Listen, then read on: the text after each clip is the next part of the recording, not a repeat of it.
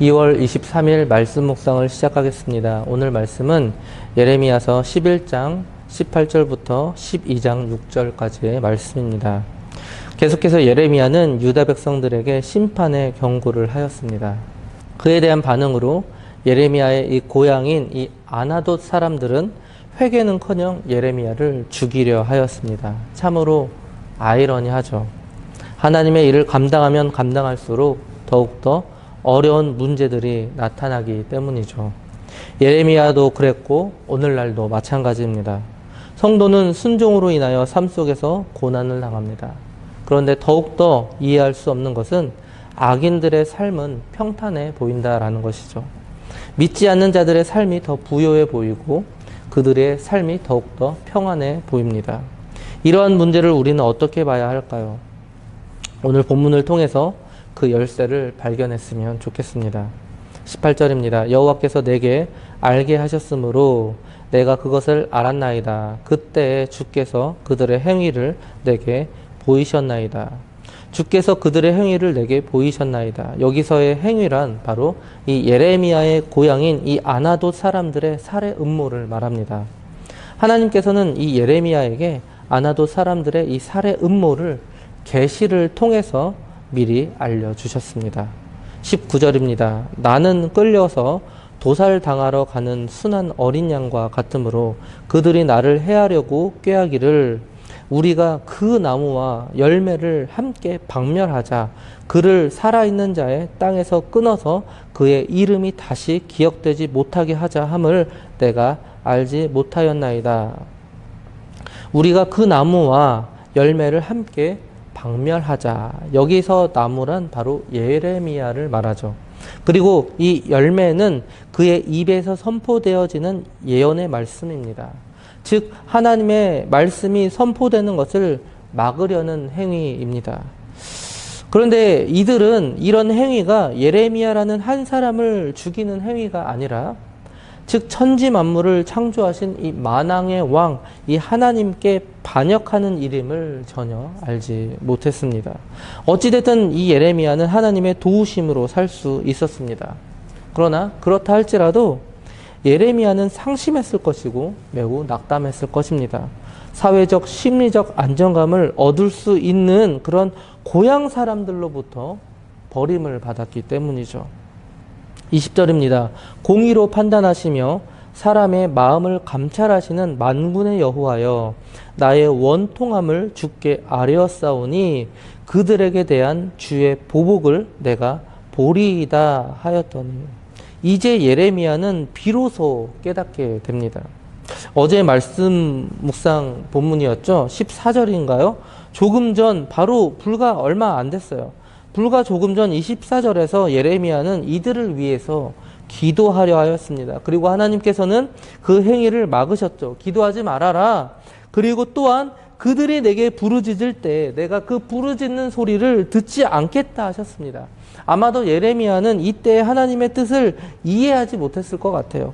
그런데 비로소 오늘 바로 이 본문을 통해서 예레미야는 알게 된 거예요. 이들에게 회개할 가능성이 단 1%도 남아있지 않구나. 이들의 음모를 접한 직후에야 비로소 예레미야는 깨달을 수 있었습니다. 그들에게 대한 주의 보복을 내가 보리이다. 예레미야는 단순히 자신이 죽을 뻔한 것에 대한 앙심으로 기도하는 것이 아니었어요. 하나님의 공의로운 진노가 이 백성들에게 내려지는 것이 지극히 마땅함을, 지극히 당연함을 깨달은 것입니다. 여호와께서 아나돗 사람들에 대하여 이와 같이 말씀하시되 그들이 내 생명을 빼앗으려고 찾아 이르기를 너는 여호와의 이름으로 예언하지 말라. 두렵건대 우리 손에 죽을까 하노라 하도다. 아나돗 사람들의 협박이 이러하였습니다. 그런데 이들은 왜 이토록 예레미야를 위협했을까요? 사실 이 당시에 이 일반 백성들은 모두 이 종교 생활에 그 어떤 위험한 요소가 있을 만큼 그렇게 근본적으로 잘못되었다라는 그런 생각은 안 했을 것 같습니다. 그래서 이들에게 대한 이 강도 높은 이 예레미야의 비난을 도무지 이해할 수 없었던 거죠. 그렇기 때문에 이 아나돗 사람들은 민족의 죄악을 선포하고 있는 이 예레미야를 어쩌면 이 마을의 명예를 손상시키는 자로 여겼다라는 것입니다. 그래서 마땅히 사형에 처해야 한다고 생각했던 거예요. 이처럼 정말 무서운 것은 무엇이냐? 바로 무지라는 것이죠. 유다는 영적으로 무지하였습니다. 영적인 무지는 하나님의 말씀과 자신의 상태를 제대로 볼 수 없게 만들고 깨달을 수 없게 만듭니다. 그들은 눈이 있어도 하나님을 보지 못했고, 귀가 있어도 하나님의 말씀을 듣지 못했고, 머리가 있었지만 하나님을 알지도 그리고 이해하지도 못했습니다. 그래서 우리는 이렇게 기도해야 합니다. 하나님을 제대로 볼 수 있고, 하나님의 말씀을 제대로 듣고, 또한 하나님을 제대로 이해할 수 있도록 영적인 무지에서 벗어나서 온전히 하나님을 알고 내 자신을 똑바로 볼 수 있게 하옵소서라고 우리는 항상 기도해야 합니다. 이러한 영적인 무지에 빠진 자들의 마지막은 바로 심판이었습니다. 22절, 23절입니다. 그러므로 만군의 여호와께서 이와 같이 말씀하시니라. 보라, 내가 그들을 벌하리니 청년들은 칼에 죽으며 자녀들은 기근에 죽고 남은 자가 없으리라. 내가 아나돗 사람에게 재앙을 내리리니 곧 그들을 벌할 해니라. 하나님께서는 자신의 종을 살해하고자 음모를 꾸미고 하나님의 말씀을 듣기를 거부한 이 아나돗 사람들에게 심판을 선언하셨습니다. 이처럼 하나님은 철저하게 보응하시는 분이십니다. 하나님의 심판은 철저합니다. 남는 자가 없으리라. 철저한 사륙이 임하게 될 것임을 말씀하셨습니다. 아마 예레미야는 하나님의 이러한 말씀을 통해서 하나님을 더욱더 의지하며 하나님을 더욱더 신뢰할 수 있었을 것 같습니다. 그러나 예레미야는 현실적인 문제 앞에서 하나님께 항변하지 않을 수 없었죠. 열심히 하나님의 일을 감당하는 자신의 삶은 항상 어려움에 직면해 있기 때문이었습니다. 한편 악인들의 모습은 평탄하게만 보였습니다. 그래서 다음과 같은 질문을 합니다. 12장 1절입니다. 여호와여, 내가 주와 변론할 때에는 주께서 의로우시니이다. 그러나 내가 주께 질문하옵나니 악한 자의 길이 형통하며 반역한 자가 다 평안함은 무슨 까닭이니까. 예레미야가 이 제기한 이 악인의 형통과 의인의 고난에 대한 이런 문제는 진실한 신앙인이라면 누구나 품을 수 있는 의문입니다. 그리고 성경에서도 이 문제를 여러 부분에서 말씀했습니다. 예레미야는 악인들에 대한 심판이 반드시 임할 것이라는 사실을 몰랐을까요? 알았습니다. 그러나 그래도 여전히 인간적인 눈으로 보았을 때 여전히 하나님의 공의에 배치되는 일들이 계속해서 일어나는 그런 현실을 이해하기 어려웠던 것 같아요. 우리는 아닐까요? 우리도 마찬가지죠. 머리로는 알고 있습니다. 하나님은 의로우시고 또한 모든 것이 다 바르게 진행될 것이라는 사실을 알고 있습니다. 그러나 현실은 계속해서 다르게 진행하죠. 하나님의 공의와 정면으로 배치되는 듯한 일들이 계속적으로 반복적으로 나타나는 그런 사실에 대하여 우리는 납득하기 어려울 때가 참으로 많지 않습니까? 예레미야는 이 주제를 놓고 하나님의 분명한 가르침을 얻고자 했던 것이죠. 2절입니다. 주께서 그들을 심으심으로 그들이 뿌리가 박히고 장성하여 열매를 맺었거늘 그들의 입은 주께 가까우나 그들의 마음은 머니이다. 예레미야의 의문은 하나님께서 악인들을 심었다는 사실이었어요. 물론 표면적으로 봤을 땐 맞죠. 그러나 하나님은 악의 조성자가 아니십니다. 다만 악을 허용하신 것 뿐이죠. 오염된 세상을 즉각 심판하지 않으시고 당신의 택한 그 백성들이 그리스도를 믿고 모두 구원 얻을 수 있도록 하기 위하여서 잠시 그 때를 유보하신 것 뿐이죠. 그래서 그 결과 선과 이 악이 공존하는 그런 구조적인 그런 모순처럼 그런 모습 속에서 때로는 악인들이 번성하는 모습들이 비춰질 수 있다는 것입니다. 다만 이 허용은 일시적인 것이다라는 것입니다. 때가 되면 하나님께서는 그들의 행한 대로 보응하실 것입니다. 3절입니다.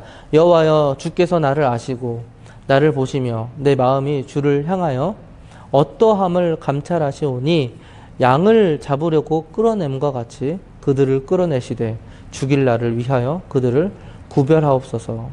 본문에서 이 예레미야는 다시 한번 이 유다 백성들의 죄를 고발하면서 그들을 강력하게 처벌해 달라고 간구하고 있습니다. 끌어내시되라는 말은 잡아떼다, 근절하다, 당기다 라는 뜻을 가지고 있죠. 즉 완전하고 철저한 파멸을 강조하는 그런 단어입니다. 4절입니다. 언제까지 이 땅이 슬퍼하며 온 지방의 채소가 마르리이까 짐승과 새들도 멸절하게 되었사오니 이는 이 땅 주민이 악하여 스스로 말하기를 그가 우리의 나중일을 보지 못하리라 함이니이다. 인간의 죄에 대한 심판은 단순히 인간의 죽음에서 종결되지 않습니다. 온 지방의 채소가 마르리이까 짐승과 새들도 멸절하게 되었사오니 우리는 본문을 통해서 명확하게 깨닫습니다. 유다 백성들의 이 죄악의 결과가 지면의 동식물에게까지 미쳤다는 것을 말입니다. 즉 식물이 마르고 각종 짐승들이 죽는 것은 바로 유다 백성들의 죄 때문이었습니다. 그리고 이는 하나님의 심판이 시작되었다라는 징조였습니다. 오늘날에도 마찬가지입니다. 정말 일각의 예일지는 모르겠지만 지진이 일어나기 전에 심해 수많은 물고기가 해수면 위로 올라오면서 떼죽음을 당하는 그런 장면을 우리는 미디어를 통해서 많이 볼 수가 있었습니다. 이처럼 우리의 죄악 때문에 수많은 동식물들이 고통을 당하고 있습니다. 하나님께서는 우리에게 지구를 허락하시며 이곳을 잘 다스리라고 명령하셨습니다.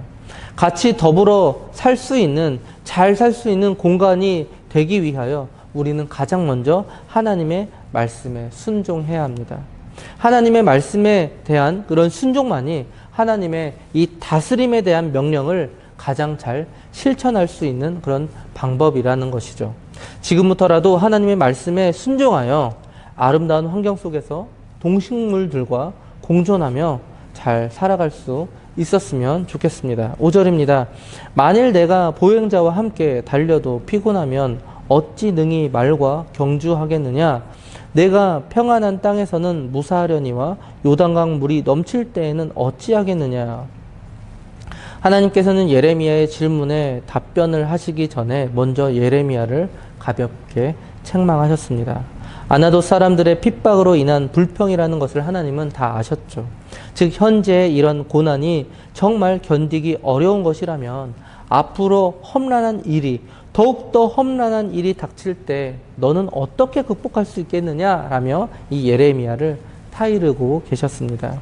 마지막 6절입니다. 내 형제와 아버지의 집이라도 너를 속이며 내 뒤에서 크게 외치나니 그들이 내게 좋은 말을 할지라도 너는 믿지 말지니라. 참으로 안타까운 본문이죠. 고향 사람들이 그를 죽이려 했지만 이제는 앞으로 더욱더 더 가까운 형제와 아버지마저, 정말 친가족마저도 예레미야를 속이며 그를 핍박할 것이다 라는 말씀입니다. 더욱더 큰 고통이 예레미야를 기다리고 있다라는 하나님의 그런 위로 아닌 위로의 말씀이었습니다. 사랑하는 성도 여러분, 말씀을 마무리하겠습니다. 오늘 본문을 통해서, 오늘 말씀을 통해서 우리는 두 가지를 깨달을 수 있었습니다. 첫 번째, 하나님의 일을 하면 할수록 더 어려움에 빠지는 모순을 우리는 경험합니다. 세상의 악은 빛이신 하나님의 말씀을 받아들이지 못하죠. 이것은 당연한 이치입니다. 하나님의 일 때문에 혹시 삶이 힘드신 적이 있습니까? 혹은 오늘날 힘드십니까? 그러면 감사하시기 바랍니다. 세상의 핍박이 우리에게 미치면 미칠수록 우리는 지금 하나님의 말씀대로 잘 살고 있다라는 뜻이기 때문이죠. 두 번째, 이러한 삶의 문제는 오직 하나님 안에서만 해결을 해야 한다라는 것입니다. 비록 예레미야는 하나님께 항변하고 있지만 결국은 그 문제를 하나님 앞에 내려놓았다라는 것이죠. 그리고 그분께 해결받으려 하고 있다라는 것입니다. 그 자세를 우리는 본받아야 합니다. 삶의 문제가 생겼을 때 우리도 가장 먼저 하나님 앞에 내려놓아야 합니다. 그리고 그 문제의 해결을 하나님께 받아야 합니다. 인생의 모든 문제의 해답은 바로 하나님의 말씀 안에 있다는 사실을 우리는 오늘도 명심해야 합니다. 오늘 하루도 우리의 힘이나 능력이 아닌 하나님의 힘과 능력과 지혜를 의지하며 삶의 모든 문제를 해결해 나가시는 모든 장자 가족들 되시기 바랍니다.